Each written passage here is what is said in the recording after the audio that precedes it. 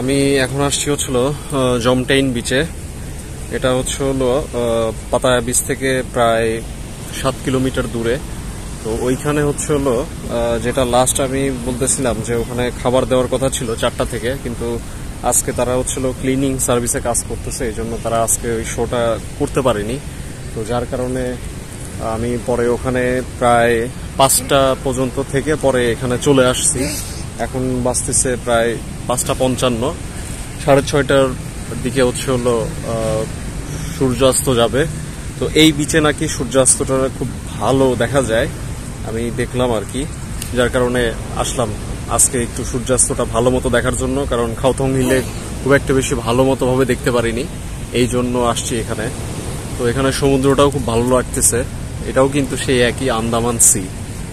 Total থাইল্যান্ডের আমি গতদিনও share করছি যে এটার প্রায় 4 ভাগের যদি কোস্টাল এরিয়া থাকে, 3 ভাগই আছে হচ্ছিল আন্দামান সি, আর 1 ভাগ আছে হচ্ছিল গালফ অফ থাইল্যান্ড।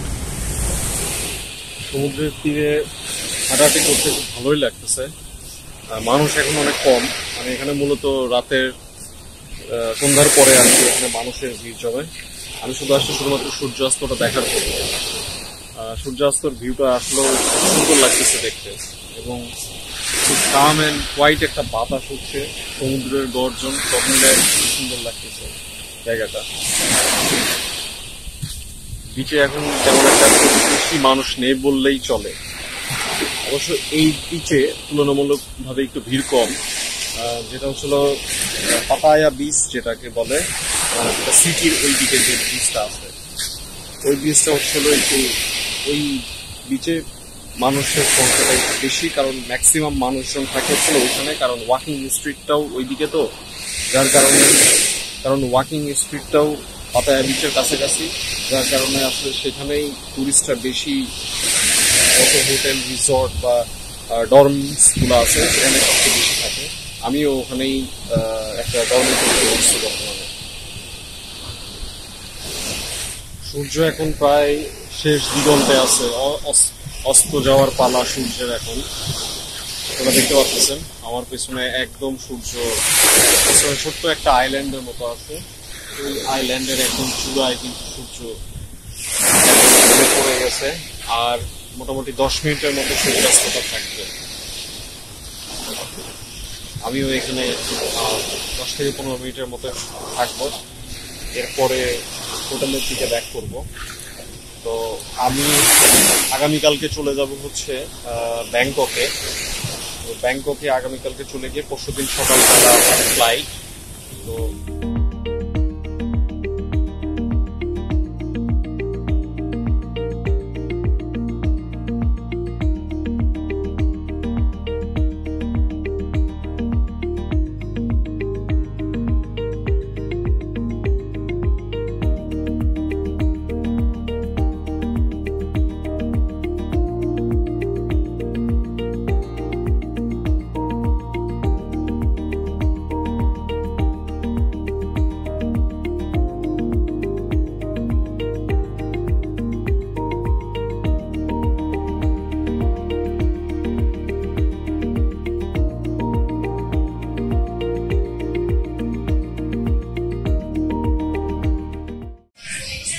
বিচ থেকে আসার পরে তারপরে আসলাম হচ্ছিল একটা ইন্ডিয়ান রেস্টুরেন্টে খাবার খাওয়ার জন্য। তো এখন দেখি, কারণ আসলে এখানে কোনো কিছু খাইতেও ভয় করে, যার কারণে একটা ইন্ডিয়ান রেস্টুরেন্টে আসলাম। এখানে একটা সেফ আছে খাবার টাবার, খুব সুন্দর একটা প্যাকেজ নিচ্ছি, সেটা হচ্ছিল নন ভেজ, অনেক কিছু আছে আপনাদেরকে যদি দেখাই।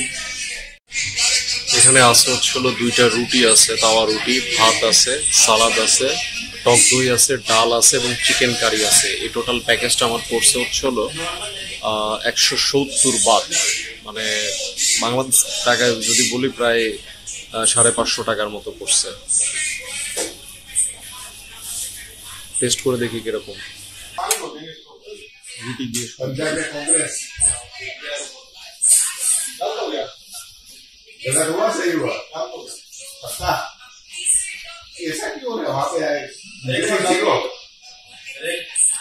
কালার ডাল, মানে কোথাও অসাধারণ। তো আজকে সকালবেলা হোটেল থেকে চেক আউট করলাম, চেক আউট করে এখন যাচ্ছি হচ্ছিল কোরাল আইল্যান্ডে।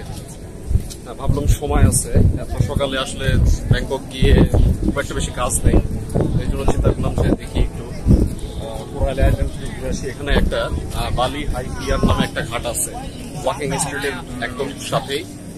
এখানে স্পিড বোটে যায়, এখানে তারা নানান রকমের স্ক্যাম আছে, যারা 300-400 বাত মানে অফার করে। আপনি আসা মাত্রই তারা একদম 4-5 দিক দিয়ে একদম পুরো আপনারা ঘিরে ফেলবে এমন অবস্থা।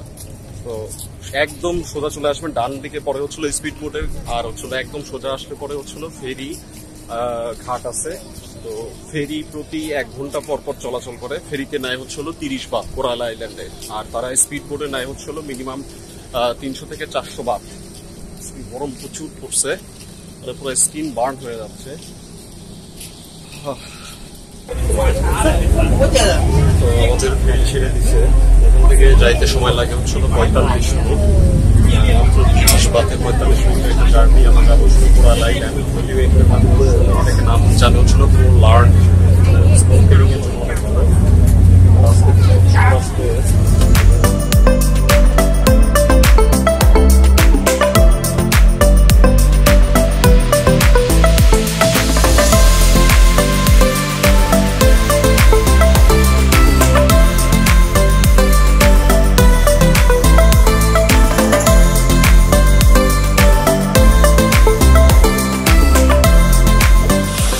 ভিডিওগুলো যদি আপনার ভালো লেগে থাকে তাহলে আপনারা অবশ্যই লাইক করবেন, কমেন্ট করবেন, সাবস্ক্রাইব করবেন আমার চ্যানেলটা।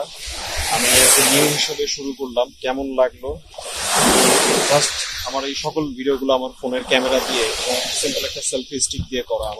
আমার কাছে আসলে এখনো ওই রকম গিয়ার নেই, আমি প্রি প্ল্যান্ডও ছিলাম না। জাস্ট উঠে 4-5 দিন আগে আমি এটা চিন্তা করলাম যে আমি শুট করবো, সেখান থেকেই আমার এই প্ল্যানটা করা। তো দেখা হবে আপনাদের সাথে আবার নতুন কোনো দেশে বা নিজের দেশে নতুন কোনো জায়গাতে। ততদিন সাথে থাকবেন। ধন্যবাদ সবাইকে। আসসালামু আলাইকুম।